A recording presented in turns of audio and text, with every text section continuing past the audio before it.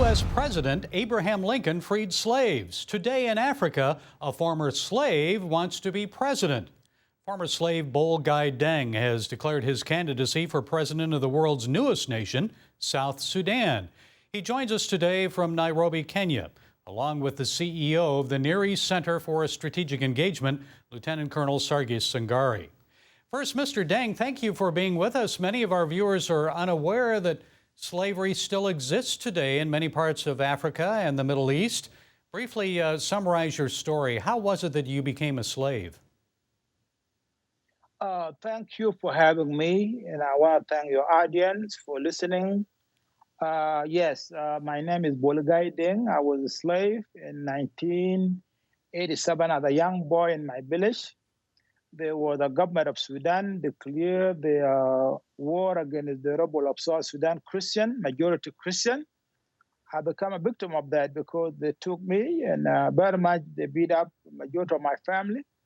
I was kidnapped. I was taken with more than 700 kids, walked 250 miles all the way from the South Sudan to North Sudan. And then I realized that I got sold in the market. And I did not realize that because I did not speak Arabic at that time. I used to speak only the Africa Denka language. And then I have to be beat up. I have to be told what to do. And sometimes they used to put the chain in my legs to the point where I have become so disciplined to my master. And then he gave me a little bit of assignment to go and give the cattle water. Then from that escape, I managed to run to the capital of Sudan, which is the Khartoum. And then I got received by the international organization, which is a Catholic charity at the time.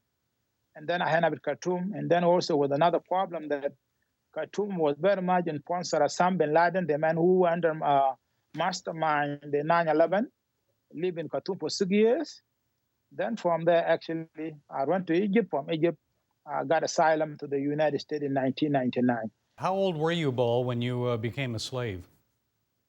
I was around 7 years old at the time. I was young at 7 years old. And how long were you a slave?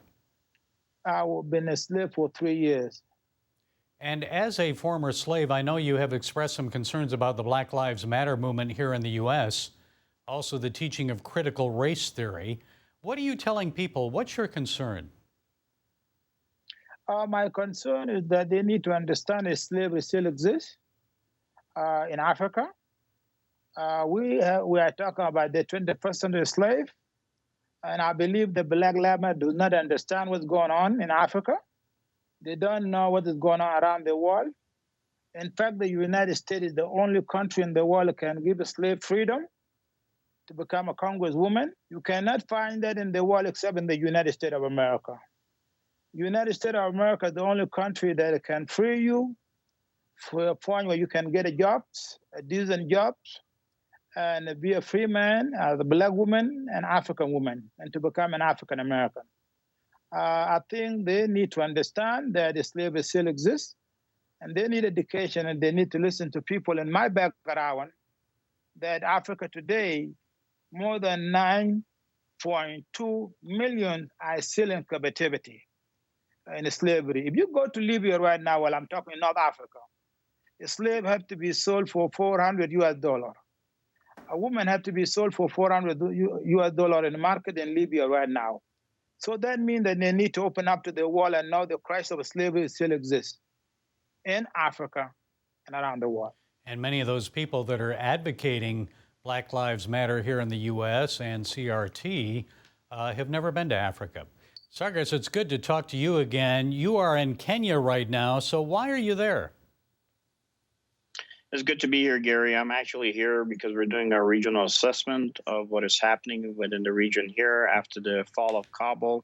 As you know, there's two strategic points for the U.S. and globally. One is actually northern Iraq. The other one is here in South Sudan. And South Sudan now is a point where all the various different terror networks are focusing on, given the fact that the government is not strong and possibly not capable of holding that territory. Are they forming camps? Well, there's a lot of weapons that move through here, especially through the refugee camps. You get the Somali influence coming in.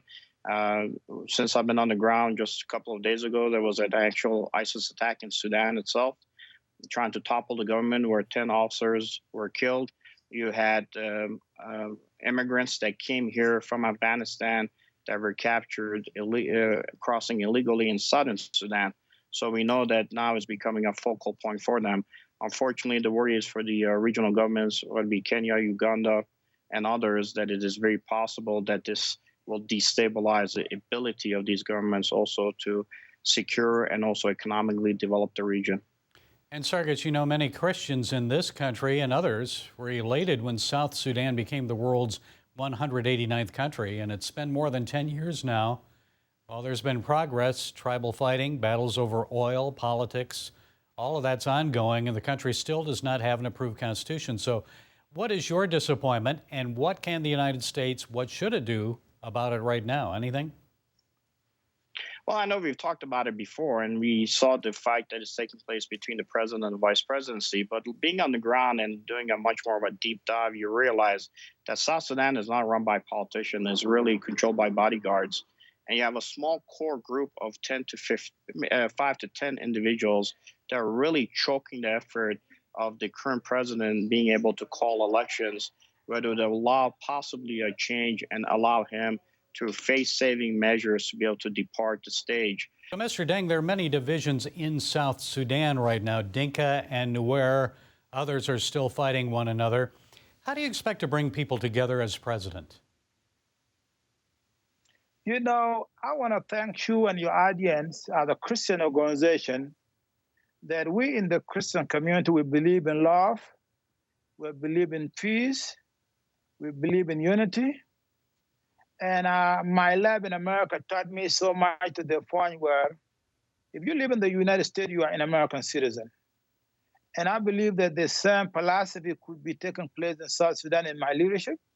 I think what they need now is a good leader that understand that what is going on in South Sudan is the lack of the leadership and not its tribal line. And I believe that because my leadership right now, I have more tribal from minority tribe who are very much supporting me today more than ever before. Okay, from Nairobi, Kenya, South Sudan presidential candidate Bol Gai Deng and Near East Center for Strategic Engagement CEO Lieutenant Colonel Sargis Sangari.